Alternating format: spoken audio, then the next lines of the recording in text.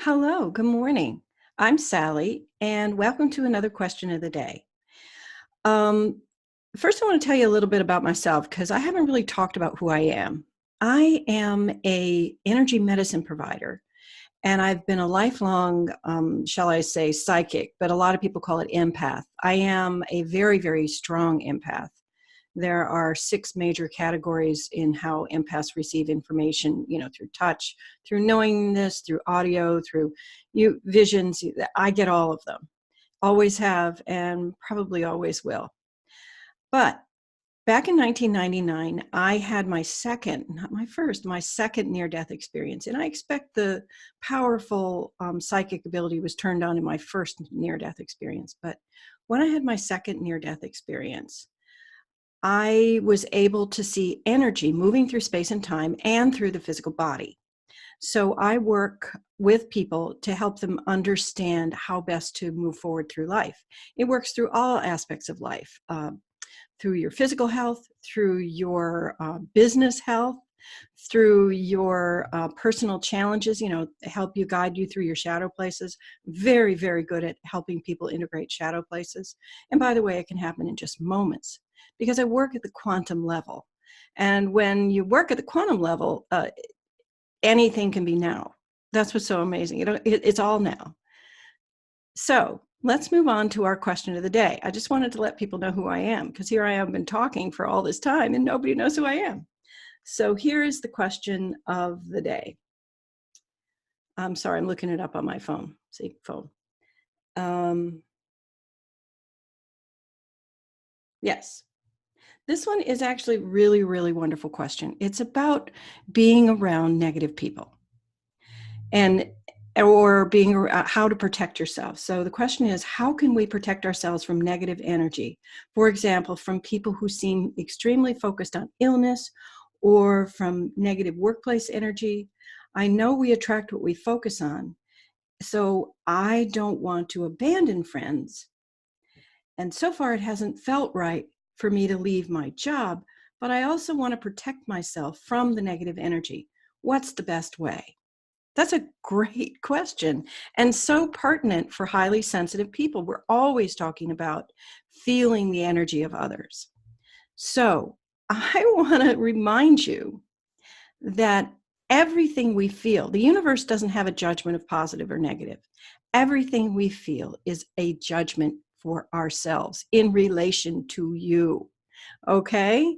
So if you perceive it's negative, these people may not perceive that it's negative. They may perceive that it's perfectly normal. And then you also, as you rightly said, you vibrate at the emotion and or thoughts that you hold in your body. And it is possible to change your vibration once you let go of old shadow thoughts. I'm just going to add that aside. Everything has a vibration. I need to add that too. Food, things, houses, wall, it doesn't matter. Everything has a vibration. If it has a physical presence, it has a vibration. Yes, then they just reminded me. And things that are non-physical have vibration too. Great. So the question was, how do we protect ourselves from negative energy? So something that we perceive is not good for us is what we call negative energy. It's very simple. Some people call it dark energy. Some people call it, dark emotions. But what they're really meaning is things that are at a lower vibration. Some emotions tend to be at lower vibrations and some tend to be at higher vibrations. And that's fairly obvious. And how you receive them is up to you personally. That's interesting. Not all people receive information the same way. Color can be slightly different to every single person, just like sound is sometimes heard different from every person. So it's how we process it. It's very individuated. So again, back to the question of how do we protect ourselves? Well, the first thing we do is need to understand that this is their experience and that everything that is given to you does not have to be received. I'm going to say that again. Everything that's given to you does not have to be received. Back in the 1980s, it was very, very common for people to hand flyers out on the street.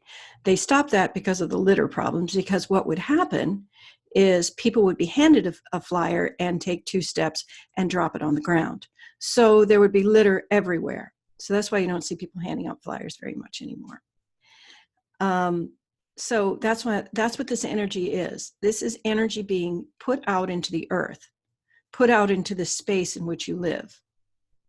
And simply by your noticing it and then physically pushing, remember, what you resist persists, physically pushing it away, going, this is a judgment call. I don't like this. These people make me, then you are participating, interestingly enough, by simply noticing and pushing it away.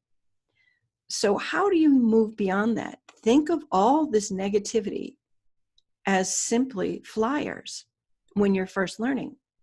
That's your experience. You can say this in your head. Wow, that's your experience. I haven't found that to be the same. Or you can say in your head, I have compassion for your issue, but I don't need to help you. Or you could, if you feel like you need to say something, have you considered that my guys just said step very carefully here. Have you considered this from another angle, is what they're saying. Have you considered that this might be a lesson, or this might be blah, blah, blah. But they said that's being generous, and you don't need to do that. Because all these people want to do, now remember this, all these people want to do is offload. And your ears happen to be handy. Okay? Remember, you don't have to do anything about it. And what I used to do, because I do see a lot of clients, and at first they used to want to offload until I understood that by reliving the issues, you are ingraining them deeper and deeper and triggering and firing those synapses in your brain and keeping those emotions fresh. And so therefore making them more difficult to get rid of. Just going to say. So now I would actually prefer people not to talk about what's going on and just to take it as face value. But that being said, I used to receive a lot of people's information that would actually physically hurt me, because I do connect with people, until I realized that even though I'm there to help, I am not there to do it for them. I am not there to process for them, because that's what hurts you, is you're attempting to process for them. So then we move to, how do we close down our receivers? First with a thought. This is your experience and not mine. The second thing is, remember, I've talked about this repeatedly.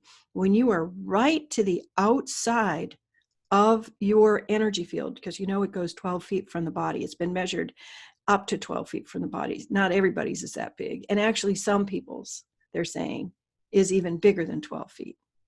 The people who you notice are very electric and charismatic, they have an even bigger energy field.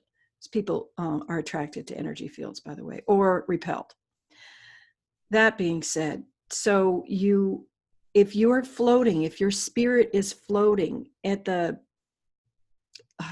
edges, because you don't want to participate what's going on inside of you, because that happens, because there's too much other shadow crap going on, or you don't like it, or blah, blah, blah. It just doesn't matter why you're out there. What matters is when you're way to the edge, you're receiving more than what you absolutely need to. So we've done this before, and we'll do it again. Look for your balloon string. Close your eyes, look for your balloon string. And if it's far away from your body, I would be very concerned and pull it towards you. And just pull that balloon in and put it back in your chest.